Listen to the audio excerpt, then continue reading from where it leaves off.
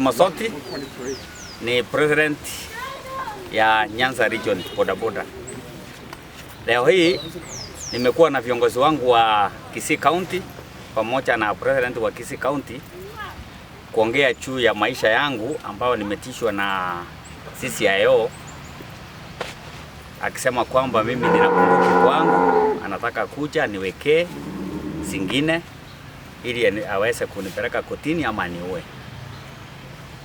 Naomba wanabodaboda wenzangu wa Kisii County muungane na mimi kwa mpango ambao anataka kwenda kesho kujipeleka kwake.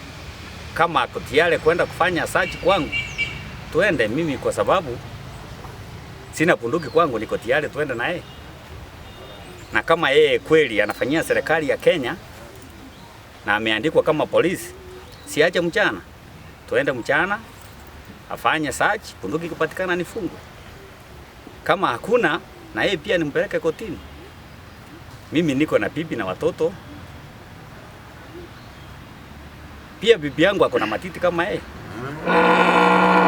Kwa sababu mimi nikifa bibi yangu atalia. Mimi nikifa wasasi wangu walikufa, watoto wangu watalia.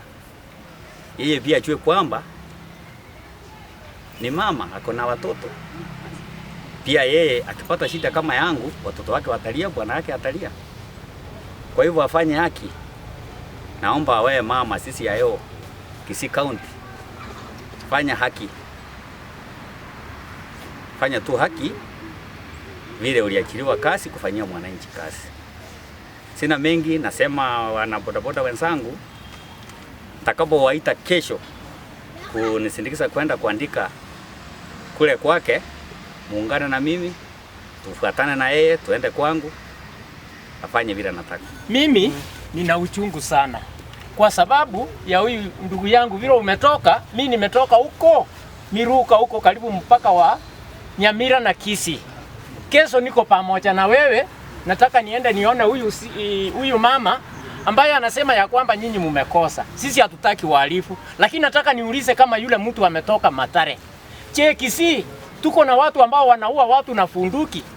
Ikiwa iko, unafanya nini? Unaanza kuweka vitu kwa mitandao ati gavana ako na funduki.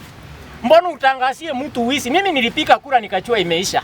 Namtambua Rais Ruto ni kama president na ako na minister wa internal security. Leo naanza kusangaa nikisikia ya kwamba gavana anatakikana na mabarua. Nauliza, hii mabarua mnauliza gavana IPC ilifanya nini? Sababu alipewa nomination. Sasa kama alipita, ikiwa gavana ako na fake document, tutaenda uchaguzi. Mheshimiwa Ruto, unasikia hii maneno vile tunaongea? Sisi ni wananchi ama wanabodaboda ni vipi? Mbona tunaanza kusurubishwa na Yesu alimaliza mambo yote? Mama, wacha kuingia mambo ya siasa. 2027 iko mbali. Ikiwa Osoro anataka kazi ya ugavana, akuje 27 tumpatie kura.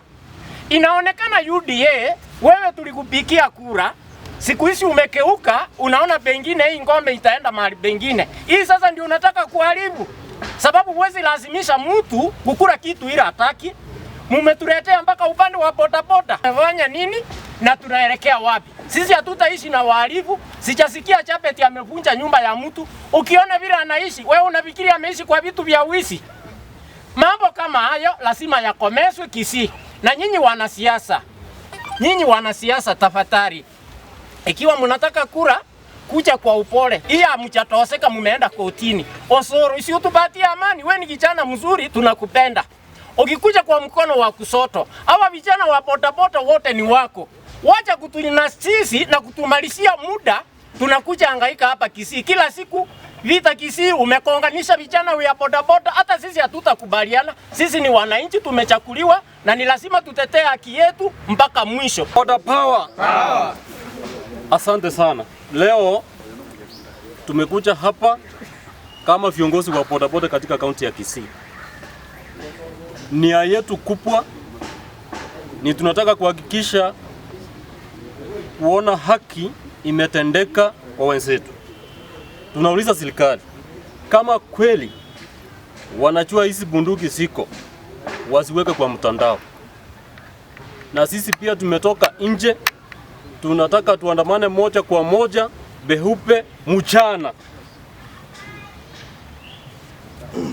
Kwa hiyo sisi kama viongozi katika kaunti ya Kisii tunataka amani iendelee kuwa miaka yote.